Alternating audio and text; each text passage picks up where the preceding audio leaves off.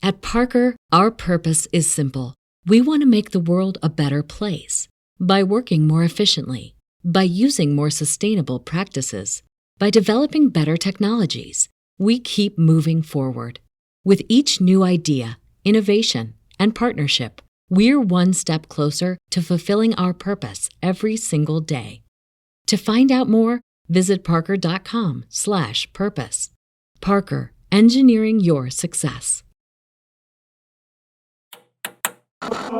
With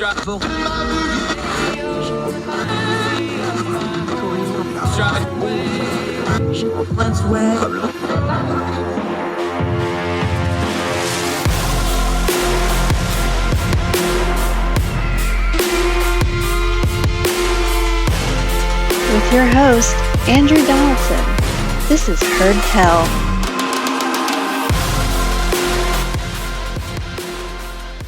Welcome back to Heard Tell. Okay, let's go back overseas to Europe and the situation in Ukraine. Very excited to talk to one of our new friends. She's a new contributor with Young Voices, but she's done plenty of media before. She's a journalist and communications specialist. She is from Ukraine. She's currently in Poland. We're going to talk about all that. Tania Rock, how are you, ma'am? Thank you so very much for your time today. Hello, Andrew. Thanks for your time and inviting me here. It's a pleasure to talk to you. I'm doing great. Hope you're well too. Yeah, we're doing well. Appreciate your time. Let's just start with you, though, for folks that haven't got to read up on you or familiar with you. You've done more overseas media with BBC and things like this, TechCrunch. We'll talk about your previous things that you like to talk about. Obviously, Russia's invasion of Ukraine changed your life personally. Things like Mariupol is a place on a map and images on a screen, but that's home for you. Give people a little bit of your background, where you come from, and why we're talking to you in Poland instead of where you grew up, where you're from, and why that means something very different to you than just us, an international audience, hearing those words. All right. Sounds great. So as for the beginning, I was born in Mariupol and I was living there most of my life. I moved to Kiev due to work reason last year, but unfortunately my family stayed there when war broke out in Ukraine. And that means that they got stuck in the blockade of Mariupol for 3.5 months. And since it was really a severe bombarding, there was no any ability to get in touch with them or to check what was going on in the city. So for me, it became very personal. I was trying to get in touch with them, to find them and to get them out of the blockade during all this time. And to make it clear how bad it was, you could not find any information about the people because they cut out the mobile connection. And all that was possible is to look through information in local chats and Telegram to see the devastations that were taking place in a certain neighborhood. That's how you approximately could understand what was going on there. Later, luckily, I managed to find them and to get them out. That's why we made it out of Ukraine and currently settled down in Poland. Also, during that time, I was trying to help people who were getting out of the blockade. Thus, together with my colleagues, also journalists and media specialists, we started the online project that was recording and collecting information and personal stories of people who made it out of the blockade. For folks that don't know, because you've been through this now, how accurate has been the coverage in Western media of all that? We're coming up on almost a year into this war now. Is the imaging and the reporting on it accurately depicting? Because obviously you can't fully show the horrific nature of this war. How has the coverage been to the Western audience, do you think? Are they getting a good picture? Are they getting an accurate picture of what's going on? I think that it generally depends on the country that we are talking about, because media market is different for each country, and that also depends whether this is an independent media or this is a state-controlled media. When we talk about Western media, I can give examples how certain things are covered in German media, for example. I think that wording is quite important so that journalists don't use the word in conflict, because conflict is not war, and war is exactly what is going on now. At the same time, I think that in countries that previously were under the communist impact, the situation is more clear because people have also this historical memory and they remember how things were for them. And that's why you can also see that in the narratives where journalists, media, and government stand for Ukraine and support it fully and wholeheartedly.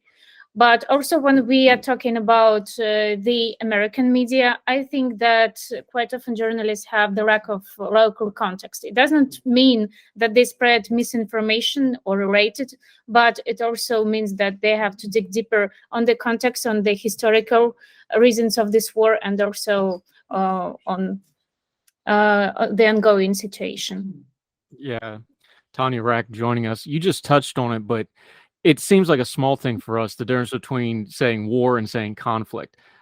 Even, saying Ukraine or the Ukraine, the old Soviet designation of it, little words like that, to a foreign audience, that doesn't seem like that big a deal. But when you're dealing with a war that the propaganda war is just as important as the shooting war part of it, those kind of words and terminologies really, really matter, don't they? Yeah, I totally agree with that. And I think that during these days, all wars are hybrid wars. That's why it is also necessary to understand that everything that goes on the internet stays on the internet, and the tools of propaganda are quite powerful. That means that war should be led also online. Speaking about the recent cases of Russian propaganda that I saw on social media, that were online campaigns against Ukraine. So I would specify on Poland. In Poland, there was a recent campaign that was called To nie nasza wojna, which means that's not our war. And it started as a banner campaign organized by the anti-war Polish movement, but basically it was a disguise for the anti-Ukrainian and pro-Russian campaign. It also became quite viral on Twitter and hit the top of Polish Twitter, where people were standing for deporting Ukrainians back to Ukraine, or also Russian narratives were spreading misinformation from so-called Department of Foreigners, where they said that Ukrainian man would be called to army. And also there was a call to action on giving the information about Ukrainians settling down in Poland and recording that through QR codes. So these are small things, but it just reminds that we have to fact check all the information, all the resources, all the numbers, and only after that to share it and write it to our informational space. Tania Rack joining us. You just mentioned it, so let's get into it for folks that maybe aren't fully aware. Refugees is something that Putin specifically and Russia as a foreign policy has found a way to try to weaponize, and they try to use that as a tool. The refugee crisis out of Ukraine is so massive.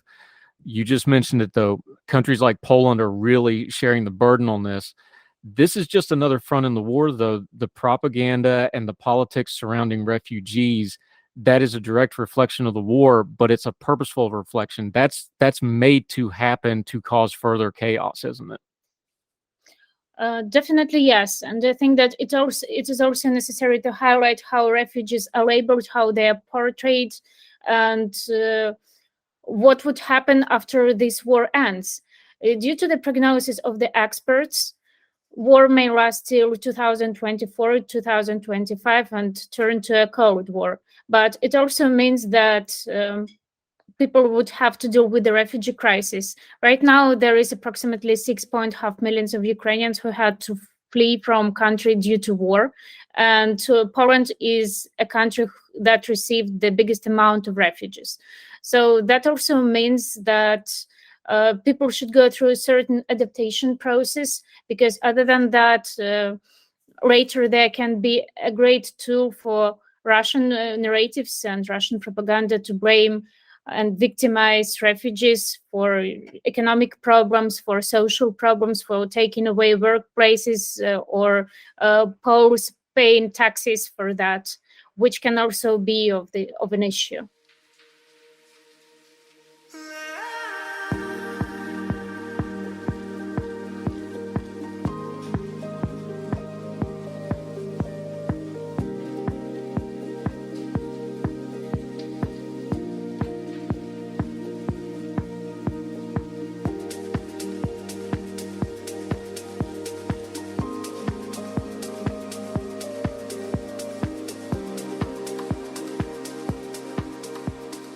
Tania Rack joining us.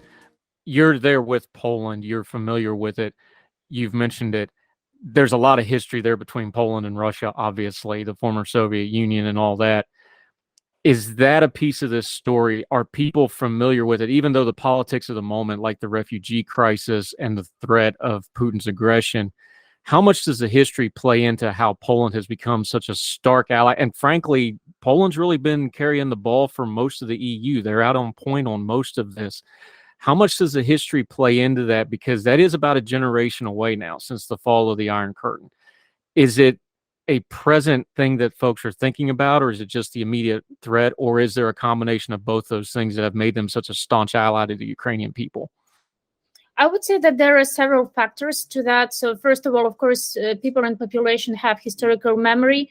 And if you walk across Warsaw, you can see the monuments that remind us about communist times, right? But at the same time, I think that it is also determined by the geopolitical situation, because Poland is basically neighboring to Belarus, and they're afraid that in case if Ukraine loses this war can knock their own doors. So definitely there is no interest to the country to be directly involved into war. And as a country, they have their own problems to solve, economical, social, and etc.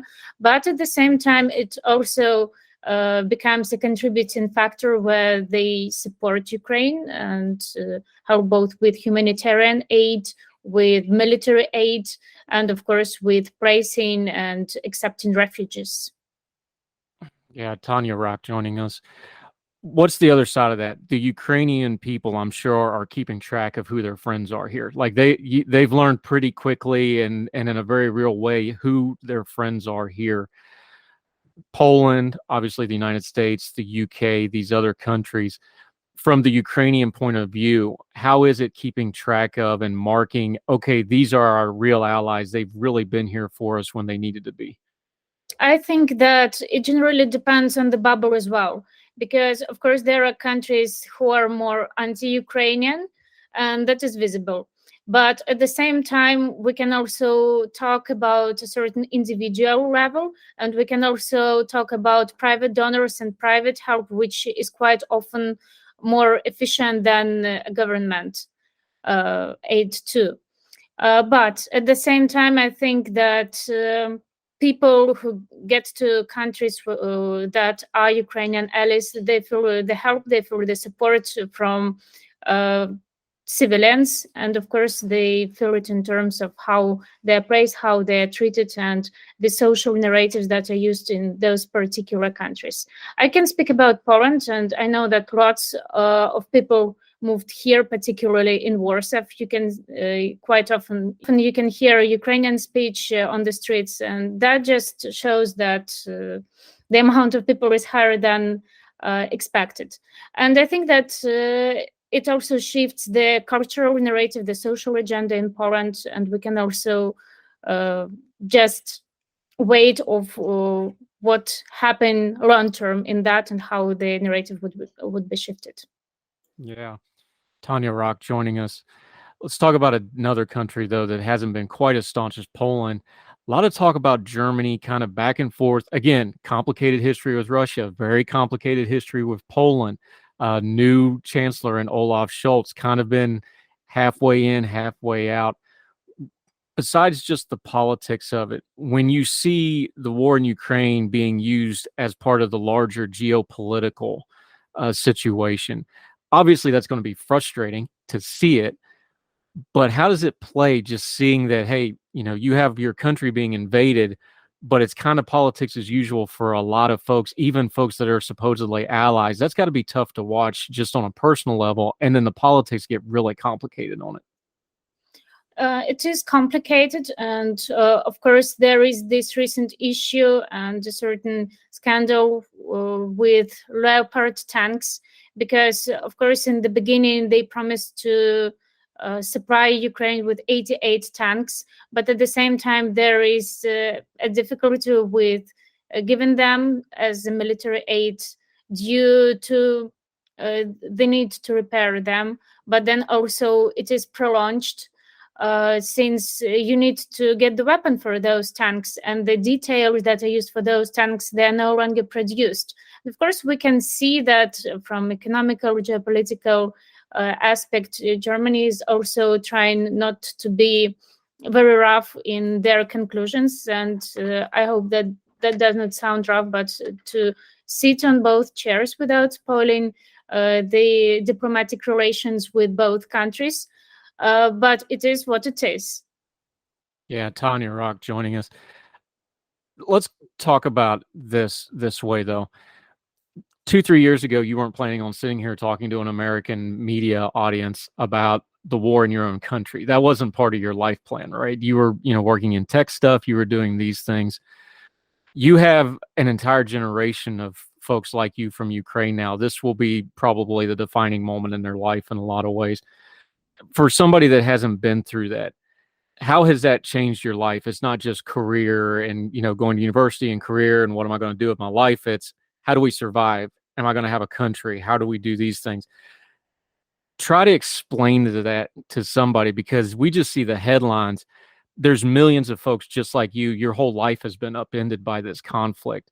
How does that affect you? How does that change your view on things? Just try to explain that to those of us that just see this on TV. So I think that war changes your mind once and forever. First of all, you become more radical in your thoughts.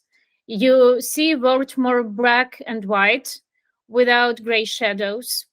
And of course, once you experience war, you, as trivial as it may sound, you understand how precious life can be and that it can end up quite soon and quite easy. That's why you start to appreciate each moment. When it comes to the position of you, or when it comes to a personal position as a citizen, it just determines that you cannot be apolitical as some of people used to be.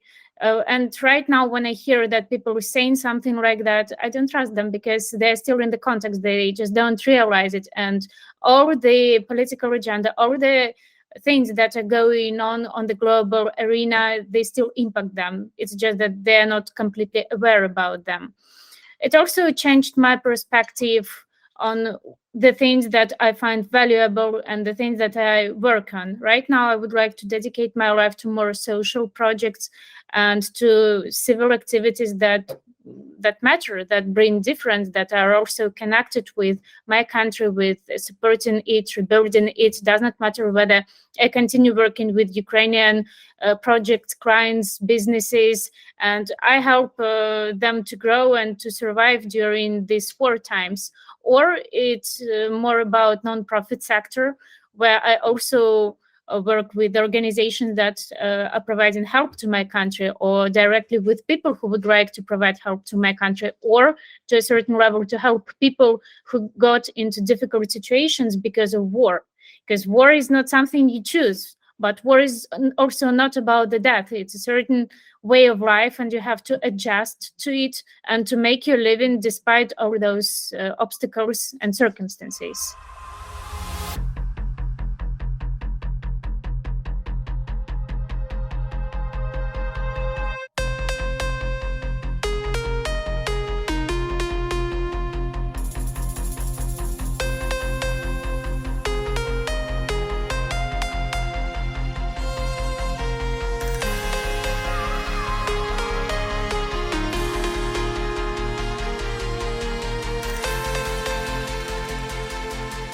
Yeah, Tania Rock joining us. One of those ways it's overcome that's become very apparent, and you were kind of in this field already, but like you said, it probably focused you.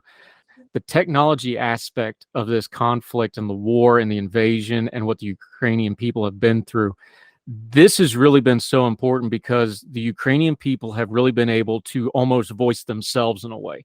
They've been able to present their side. They've been able to be active participants in the propaganda war through the technology. How important has things, you mentioned Telegram before, social media, Western allies that promote and send out stuff once it gets out. How important has the technology been for the Ukrainian people in winning the propaganda war and keeping their allies informed and getting their own voice out there to the wider world? I think that it's a great contribution to leading the information war, because world is developing digitally, and thus, for example, recently there was a project that was data based and data oriented, and with the help of the artificial intelligence, it allows to get the main narratives that are praised in Russian media, to determine them, and to combat fake information. Then also it is about working with Russian audience online and to explain them how things are. Of course, it can be bubbled as in each authoritarian state, and sometimes it is really difficult to understand what civilians think and what's in their mind and how to find out the truth. But it does not mean that you don't have to dodge on this audience. You have to explain, and when you explain, you can achieve certain results. Other than that, of course, there are data-driven oriented solutions that allow to spread the messages that are crucial, that are efficient in communicating our Western allies, and etc. And a small note on that too. Recently, there was a digital campaign that was called Leopards. And it was quite simple, but it was efficient. There was a social media campaign where people had to take a picture in clothes or accessorizes with leopard prints with the hashtag "Give Us Leopards." It got quite viral, and it hit top news in Western media too, which is also a small but a contributing factor. Tania Rack, it's got to be hard, but it's something, I've tried to do, whether it's Russia or China or any of these really brutal dictatorships. It's different because, your country was invaded. How do you separate the Russian people and Putin and the folks that run the country? Obviously, there's overlap. There's Russians that support him, but there are some that probably don't want this, that still want more freedom, that don't want to be involved in this. How do you parse it out as somebody that's directly involved in this? This is a big issue that Ukrainian society is being polarized at. I'm trying to judge people not based on their nationality, but on the principles of individualism. However, I think that there is a huge problem that quite often Russian civilians think that they're apolitical, and that, of course, we did not start this war, we didn't choose that war, but it does not look like they're doing something to stop or oppose that. Again, I cannot tell you clearly how the situation for them is right now, because Russia is low-key isolated now, and it's hard to understand what's going on in the society without getting a particular data-driven report. But I'm also trying to judge people by their actions. And so far in my bubble, there are people of Russian origin, Russian citizens who are clear on their positions and who do bold actions in supporting Ukraine. When we speak about people who flee from war, it is also quite debatable, because from one hand, those people might be might oppose but silently war, but from the other hand, there can be just those people who would like to avoid the conscription, and thus they flee. So we cannot define who really stands what for, and this is one of the big problems when communicating things to Russian society too. Yeah, Tania Rack joining us. For an outside observer like me, it's easy to say these things, but this is a clear-cut war of aggression. It's an illegal war. It's a brutal war. It's a war against a specific people group, Ukraine in this case. To me, this very much cuts to the basics of big words we use, like freedom. How do you apply it, though? Because, you were already talking about things like freedom in your own work, and you used it in other things. To go back to where we started, war focuses things, war changes things. I have to think that applying things like freedom now, like freedom to write, freedom of speech, freedom of press, you just mentioned it, the situation in Russia. We talk about a war of aggression. This really is the core of freedom. Like, do these people have a right to exist or not? And that's the core of this. How do you get that message out to folks who just see it as, oh, it's another war of people somewhere else that I don't understand their language and I don't understand these places on their map? Is it personalizing it? Is it telling the stories of the Ukraine people? Is it telling about the brutality? How do we tell this story better that, no, this stuff really matters in a big picture way if you care about freedom? I think that all stories become more personalized these days, because from the Western perspective, if you are sitting somewhere in the office on the opposite part of the world, of course you can care on a certain level, because if you are not sociopathic, you wouldn't like people to die, you wouldn't like war to break out in any part of the world. But do you really care? No, because it does not impact your life directly.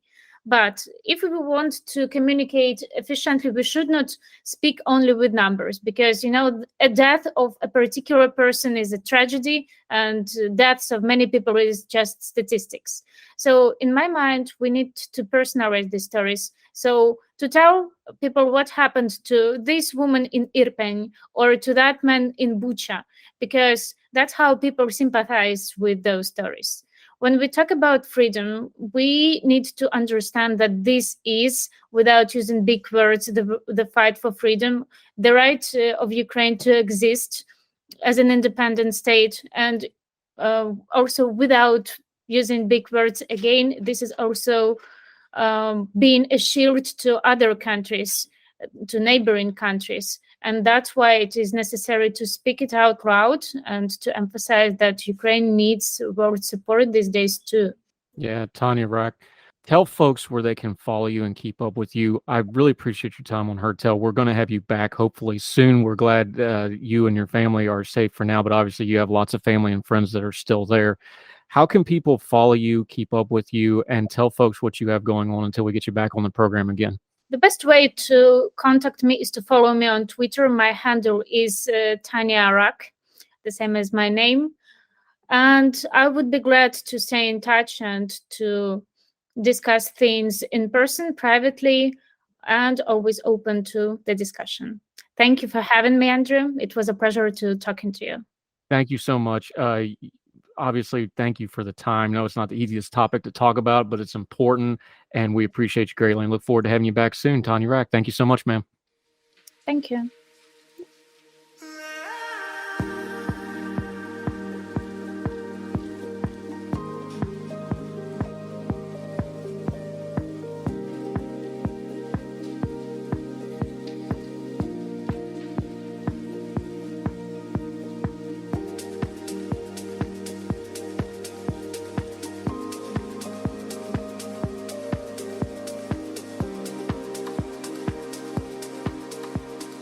Welcome back to Heard Tell. Okay, another one of our friends hadn't been around a while, but he's busy. He's doing that grad school thing.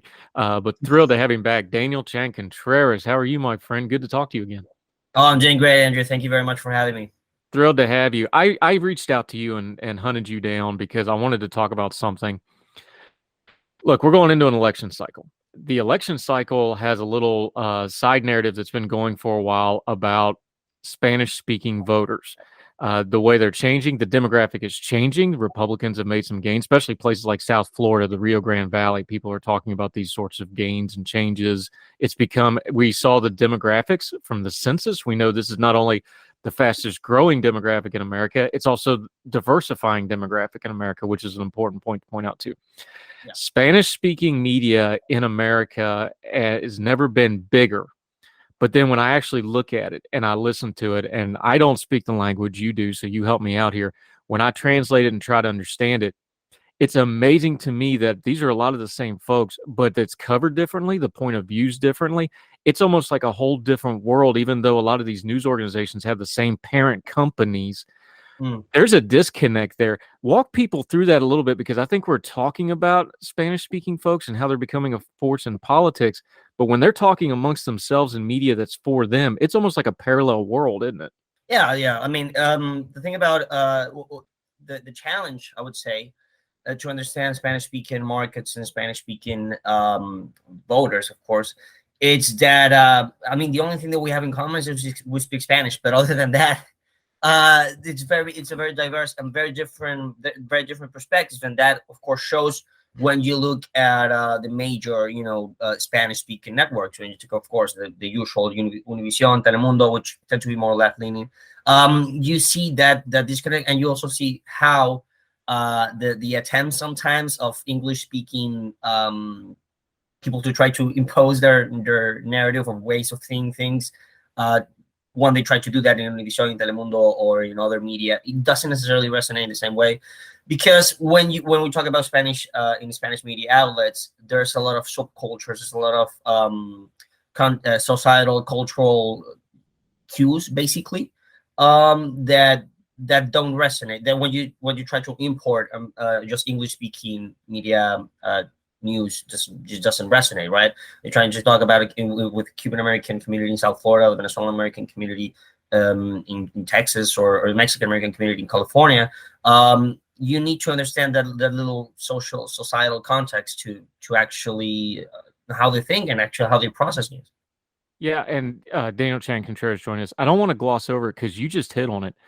There's so much diversity in the Spanish-speaking community. Look, even somebody like me, we can sit on paper and look, oh, well, a Venezuelan refugee that's speaking Spanish and a Cuban refugee or the diaspora that's in South, you would think they would have a lot in common, but just because they both are fleeing dictatorships, they have a lot of cultural differences. So communicating to them, even though they have a similar background coming to America, very, very different way to reach out to those communities. And I'm just picking those two. You could pick any other country you want it. Look, we're going to have more and more folks coming out of Mexico with the violence there. Somebody from Colombia isn't going to be the same as Argentina, even though they, to an outsider like us, those would be more similar. That's really where the challenges start coming in, isn't it?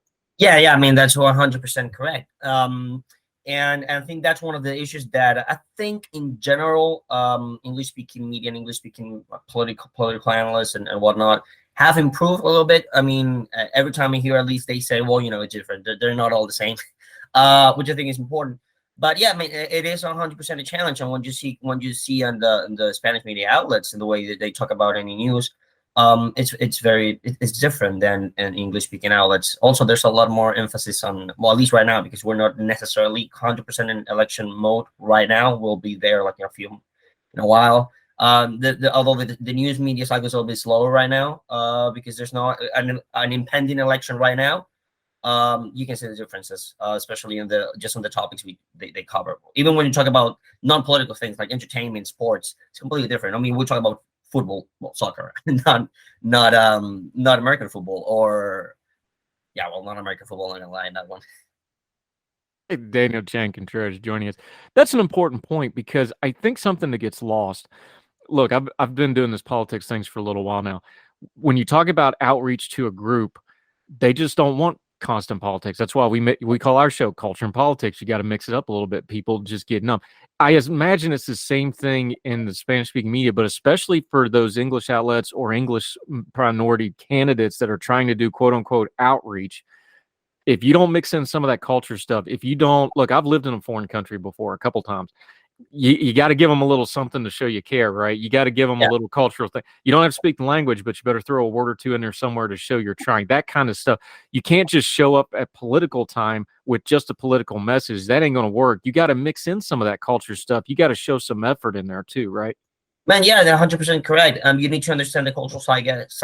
Cultural it's important politics, because if you want at the end of the day when you're going to vote, you want to have someone that understands you, that at least talks the same way you do, like understands your not only policy struggles, but also just the way you interact. You want to have someone relatable, and culture and sports is really important. And actually, this is really important. I would say it's completely non-political, but a good and interesting way of seeing the difference between Spanish-speaking media and Anglo media.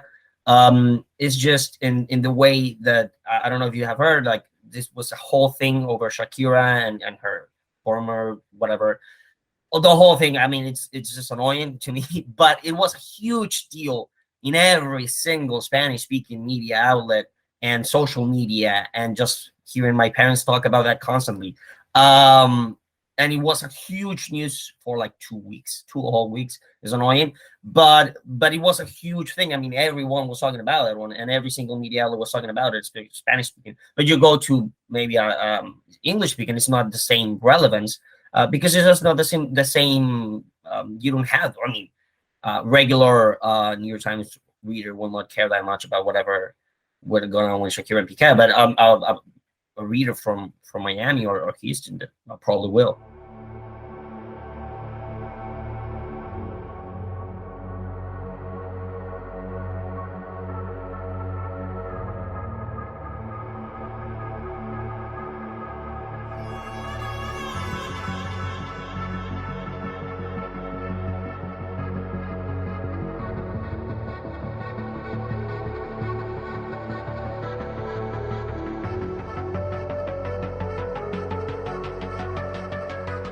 Right, Daniel Chang Contreras. It's interesting you bring that up because it brings up one of the oldest parts of this when it comes to North and South America and Europe. He's a Spanish soccer star. He's a big-time Spanish soccer star. So there's always been this thing, and you explain it better than I am. I'm not going to get too far into it. You wait as far as you want to go. Spanish, the language, the folks in Spain get a little touchy about such things. The folks in South America, the folks in Mexico, that's a real thing. But that was one of the things that, all of a sudden, both sides of the Atlantic, they were talking about the same thing. But that's why, because he was such a huge soccer star. And of course, it's Shakira. Who doesn't want to talk about Shakira? But that was one of those things. You want to talk about checking off all the boxes for a language group. That one did it. Well, yeah, I mean, 100%. And you talk about that. It's an interesting point. Of course, Spain is very different, European country, different history and whatnot. But we do share a lot of societal and cultural zeitgeist and cultural issues. Latin America, Hispanic American, and Spain, music, sports wise. Sometimes even like the politics of it, you hear it, and you can see some echoes between the Spain and the new world. So that's a very interesting point, and actually, that now that you brought it up, that even if just completely different societal context and economic context and political context, the mere fact that we speak the same language brings some common things. Well, it's like American and the Brits, I'm pretty sure as well, right? I'm sure it is too. Daniel Chang Contreras. All right, you do international affairs and foreign policy. When we talk about immigration in America, I think most Americans make one big mistake, and the media is really bad about this. We get really myopic about it. It's almost like the immigration problem starts at the border and then comes inward. We don't do a great job of talking about all the chains of events from the border outwards to all these other countries that are affecting this. The new policies that are being discussed and debated, a lot of them are starting to shift the focus. We know President Trump kind of started this train with the Hold in Mexico policy, trying to keep the people coming from South America and Central America in Mexico. The Biden, we can debate all that stuff. I think that's one of the big holes here is we're acting like we can just hold the wall like it's the Alamo and nothing's going to happen. And that's not how this works. This is a bigger problem than just our borders and just trying to treat it like it's just something we're going to fix in and of ourselves.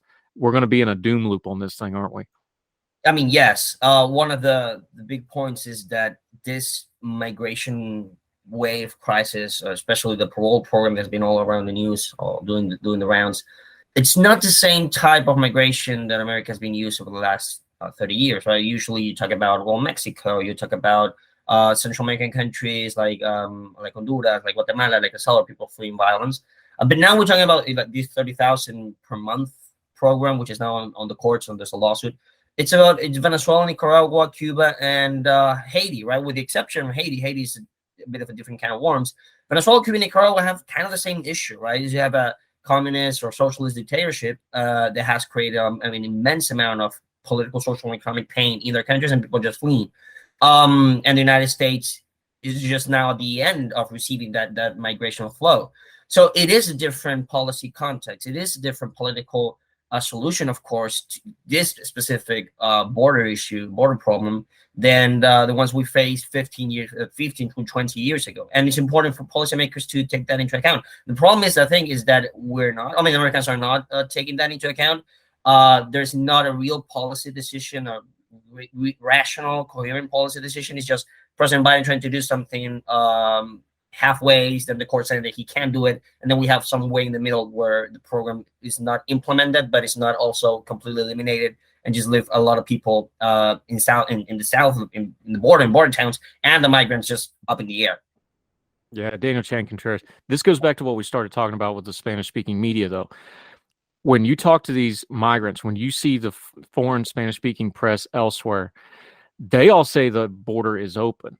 But the reason they're saying that, that's not coming at it. Look, things don't happen in a vacuum. They happen in a sequence. The sequence of events is the dialogue, and we've got this now. There's reporting on this. This is mainstream stuff when you get south of the border. They're hearing it, and then all the Americans are going, well, no, the border's not open. Our discourse on it, even if you're just saying our border is open against the policies of the current government as a conservative or whatever, saying our borders are open, when that gets to the Spanish-speaking media and overseas media for other people groups as well, all they heard is the border is open part. They didn't hear the part about it being an outer. So whether it's President Biden saying it in his campaigning or somebody against the border policy saying the border's open, that's the message that those folks are getting. So when they're saying we're told the border is open, they're telling you the truth. It goes back to that media and the language change and how things are covered, doesn't it? Well, yeah, and there's a couple things I would like to add. I mean, you're 100% right. And there's a couple things. First, of course, people also, have relatives, and they know people, who cross the border, and they know people who did the trip, and they know people who tried with the coyotes and all that kind of stuff. And they'll say, well, once you get here, you can whatever you want. And the word of mouth spreads. Even if Kamala Harris goes to Guatemala and says, do not come, whatever. If you have a friend that actually went there, you'll say, well, you know what, I'll try. I'll take the risks. That's one thing. And the other thing important as well is that this is there's an increasing sense within Hispanic America. At least I will tell Venezuela, right, which is the realm we have some experience on. We also consume a lot of American media, right? A lot of Venezuelans speak English. A lot of journalists speak English, so they consume American media both from the right and from the left. I would say in a regular basis, and that also shapes the way you write about these type of stories, right? So when Fox News and when CNN says, well, the border is open or the border is not open or whatever, that's not only being heard in America, but it's also being heard in Latin America. It's also being heard in Venezuela. It's also being heard in other countries where people sometimes have access to this type of media, especially through social media. They speak English, and they can. That also shapes their opinions and say, well, that's how the way they're thinking, that's the way they are talking about, and that's what we'll report it, and we'll talk about it here. So that's a really an interesting point. That's not only Anglo media. It's of course the main target audience is of course Americans, but there's also this type of peripheral audience that understands English, and that shapes the way we talk about American politics and when we talk about American policy, which is in this case the most important.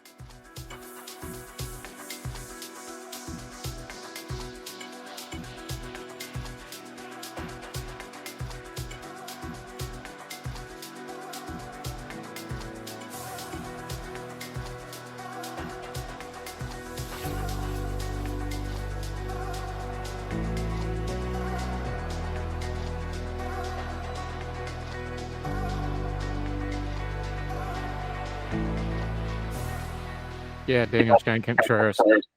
We're coming up on this political season. We've already mentioned it briefly. How is this going to get covered by the Spanish-speaking media? And again, it's very diverse because all these different countries are going to have their own different spins on it. They've all, Venezuela media is going to have a very distinctive look on it compared to Colombian media or whoever because of the political situation. Yeah. When they start covering our election cycle from the outside, what are they focusing on? Because they're probably not real deep into the partisanship and the parties and all that stuff. They're probably onto the bigger picture ideas. What's a couple of the top line things that Spanish media from outside the country is going to be covering that's going to filter through those relatives and filter through the folks that are here that might actually be voting? Because look, y'all talk to family just like everybody else does, right? They're going to talk. Word of mouth is more powerful than any media that's ever been invented yet, because basically that's what social media is, right? It's word of mouth. What's a couple of the top line items that they're going to be covering kind of from the outside that might actually trickle back in here? Well, as you said, rightfully, foreign media will not, of course, know all the details and all the specifics and the mechanics about American politics. So what they'll try, and what they usually do, is to go a little bit with I won't say caricatures, with a little bit of the stereotypes in both parties. Like, well, the Republicans believe this, the Democrats believe this, because that's like common knowledge or like the popular image. So that's what they'll transmit back home. Of course, they'll talk a lot of foreign policy. Well, that depends, of course, in each country. I'm sure there's some countries that will care a bit more about the foreign policy part of the candidates and the parties than than others. But I'm not gonna lie. One of the big issues right now, and that's at least how was the 2020, 2016 coverage is, of course, if Trump's gonna run or not. It's a media personality that transcends, I would say, language barriers. It's a very interesting story. So a lot of media outlets will try to cover that. If he ends up being the nominee in 2024, it's gonna be, Biden Trump rematches. He's gonna be more like in a personality type of narrative. If Trump's not the nominee, then probably I'll say they'll go more to the Republicans, and they add all the like stereotypes of Republicans, or like not stereotypes because not that they're completely true, and Democrats, all these stereotypes, again, not completely true, and just present that to the people back home. Yeah, Daniel Chang Contreras. All right, let's go the other direction on this. We already know that they've got so much campaign money on these presidential races now, they literally can't spend it all on advertising. There's going to be a lot of people making a lot of money on Hispanic outreach, quote unquote, Hispanic outreach. What's actually effective and what's not when it comes to commercial, TV spots, whatever? A lot of people are going to talk about it like a buzzword. Practically, when you sit down to the TV and actually see it, or the web app or whatever, what actually works, what actually cuts through, and what is going to come off as an actual outreach chance, and not just, oh, they're just trying to get us to vote for them, because that's the same problem no matter what language you do it in, right? Well, I mean, yes, I'm not an expert in campaign messaging yet. Hopefully, maybe in the future I'll be, and we'll talk about it. But what I will say in like general rule of thumb, of course, is that the people who write the ad, the people who produce the ad, they know the culture they're talking about. I mean, they know the target audience that they're talking about. They actually have some real grassroots connections with it. They talk the way Cuban Americans talk, it's like second nature. Basically, they really understand that culture. So Cuban Americans, Venezuelan Americans, Mexican Americans, whatever. What tell you, right? And so people don't get it like cringe, right? One of the worst things you can do is like when you watch a Democratic presidential debate and see the typical random presidential candidate trying to speak Spanish, which just becomes awful and just cringe. Well, don't do that ever again. That's one of the things. But I think that some people are doing really good jobs. I know Giancarlo Sopo is a conservative strategist for Hispanic. He does terrific jobs because he does that, right? He talks. He knows the people he's talking about, he's talking to, and talks in the way that goes to their cultural issues and their cultural gigs and cues, and that way it resonates. Yeah, we talk about things like kitchen table issues, right? Like basic stuff. Does a lot of that translate pretty much one for one? I would imagine it does. Things like, your job, your kids' education, better life, fuel prices, food prices. I would imagine that stuff all translates. There's probably some cultural ways to discuss it specifically. But when we talk about kitchen table issues in politics and retail politics, a lot of the principles are probably pretty close, right? Yeah. I mean, that's, when gas is up, you can say it in 1,000 languages. It's the same thing. Gas is up, right? Because your bank account goes down, and those type of issues that go pretty much the same. The way you package them maybe a bit different. You can use some words and some specific things that resonate a little bit more. But yeah, kitchen table issues are pretty much. I think that's one thing that's pretty much universal. Prices go up and people get really mad, and I mean that's just human nature. That's traditional retail politics. Yeah, that decimal point is a universal language. Everybody knows when you start putting zeros behind it what that means, right? Exactly. Daniel Chang Contreras, always enjoy the conversation, my friend. Appreciate the insight. Let folks know what you got going on. It's been a little while since we've seen you. Update them all. Let them know where to find you, follow you, and keep up with you until we get you back on Heard Tell again, my friend. Yeah, of course. You guys can follow me on Twitter, Daniel E. Chang C. Right now, I've been doing some videos for Lost Debate, which is social media outlet that talks about important issues right now, and tries to go a little bit beyond, the partisan lenses and the partisan framing. And it's been great. I'll do some videos for them every week. Just go there, follow them, follow me, and see you soon, Andrew. Yeah, it's another one of our great Young Voices contributor. Always appreciate chatting with him. Daniel Chang Contreras. Thank you, sir. Thank you, Andrew. All the music on Heard Tell is provided under a Creative Content license from monstercat.com.